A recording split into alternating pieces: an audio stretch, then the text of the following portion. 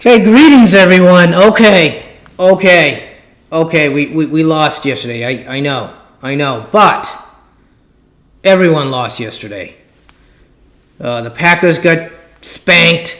The Patriots are not undefeated anymore. That was a good loss for It was I watched that game and I like when they lose because they always win. So it's nice when they feel the pain that we know and we lost, but hey, we were competitive.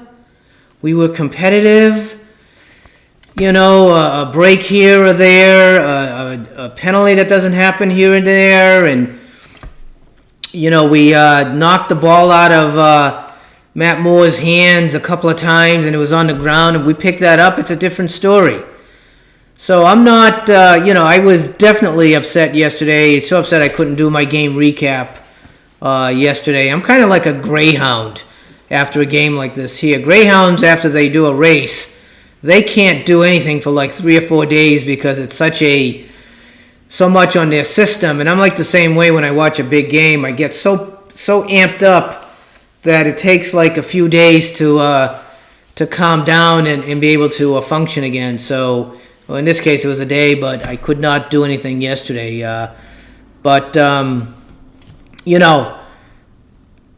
It's tough, but we're not out of it. 6-3 is not too bad. We're still right there. I know that on Saturday I did a great podcast with Jay. Jay, thank you so much. And I was shooting off my mouth. I was talking Miami. Let's go to Miami, and we're going to Miami, and now I gotta eat my words a little bit. But we were right there.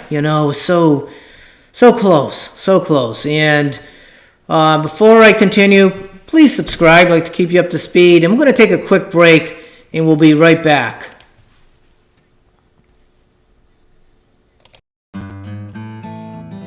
Welcome to Prairie Machining, #1 machine shop in Minnesota. Located in Chaska, Minnesota.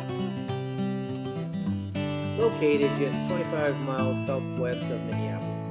If you're looking for quality machine parts, you need to call 952-448-4005.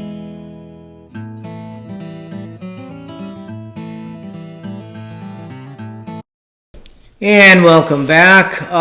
What can you say? We didn't have Thielen, and I'll talk about him in a minute.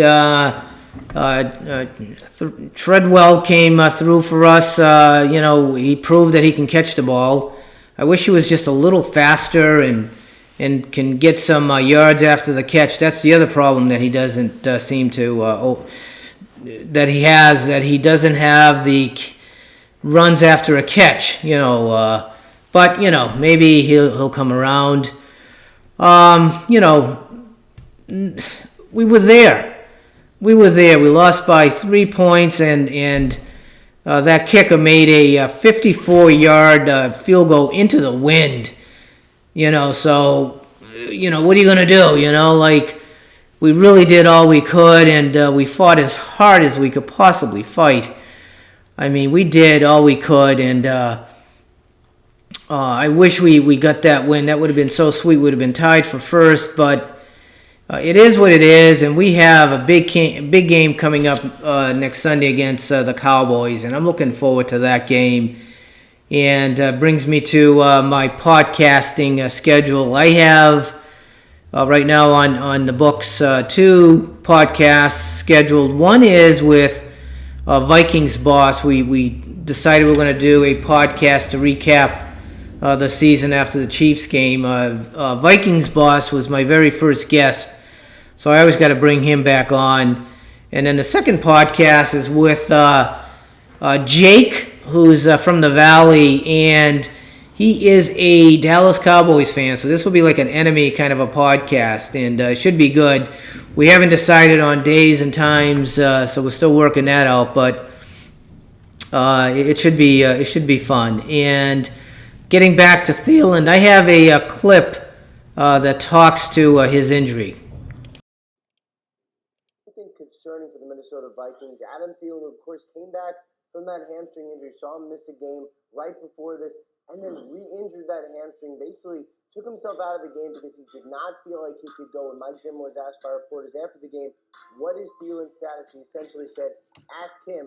Another way of saying the player did not feel comfortable being out there. And a lot of times we've seen situations like this where a team pulls back completely and a player is off the field for a week or several weeks to get completely better. We will see what the tests bring for Thielen today, but obviously that is something we are monitoring. Yeah, so like hamstrings are very, very sensitive. We remember last year what happened with Cook and how he couldn't come back and be 100% until it really got healed. So let's just hope for the best. And I'm going to try to keep this podcast a little shorter than normal. I do want to bring up some posts from a Purple Pain forum that I pulled up and talk about that because everyone's upset right now, and I understand it. And but again, we're not out of it. We're still in it. 6-3 is still a good record to go into the second half of the season. So, but let me pull up the first post. There's a couple of them. One is from Purple Vein, I think is what it says here, and it says it looked to me that the Vikings left guard was mostly dominated by the guy he was blocking. Also, the play calling the last two drives, both 3 and out, were too conservative. I totally agree. And the guy you're talking about, I don't know why you can't say it. It's and I keep saying his name wrong, but it's Elfline. I say F-line, but that's not right. But he is getting just moved around like he's not even there. I don't know why we don't try someone else just to see how it goes, but what can you do? But totally, we were talking about why the Vikings can't seem to get over the hump, and I think it's because they start to play afraid of losing instead of playing to win. And that's what a couple of us have decided is the difference between, let's say, them and the Patriots. So we need to change our attitude in terms of when we get on that field. Just play to win. And then Purple Kool-Aid has here, Mike Zimmer's option, please. The entire team sucked. Zimmer once again failed to have this team ready to play a tough road game. I am sick of being right all the time. Just once, I like to be wrong about this team and the way it's headed. Again, frustration is kicking in. We wanted this win. And so I can understand the frustration.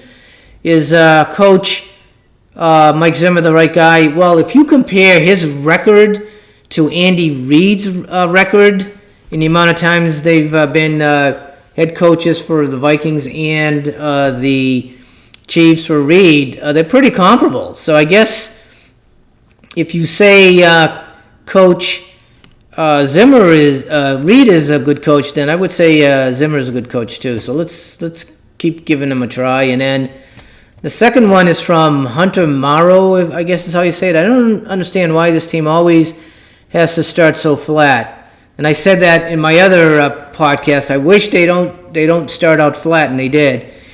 It's a long-term franchise problem, but Zimmer's era Vikings do the worst stuff in the first half of the game, and so on and so on. And by the third down, it's too shabby. It's too bad. It sucks. He's unhappy, extremely unhappy. And again, it's a tough loss, and it really affects you. So I totally understand. And then this last post is from this. I don't know how to pronounce it, Keenip or Keenum or whatever he's called, Keeniac or whatever. This moron here. Well, this is a disappointing development. Went out golfing on a beautiful 70-degree day and had to turn it off in the third quarter to save my battery. The problem with this guy is some of his posts, he's posting how we shouldn't play, how we shouldn't pay or extend Cook, yet he doesn't even watch the games. He goes out golfing. So, hey, if you're going to make these posts, you should at least watch the game. I think the only thing worse than your post is your golf game, okay? I I don't know. I'm upset too, and I feel like I need to vent, so I just did. But let's get back on the horse. We got a great game coming up against Dallas. Let's get that win, and we're feeling good about ourselves again. And as usual, let's end this great podcast with a Skol chance.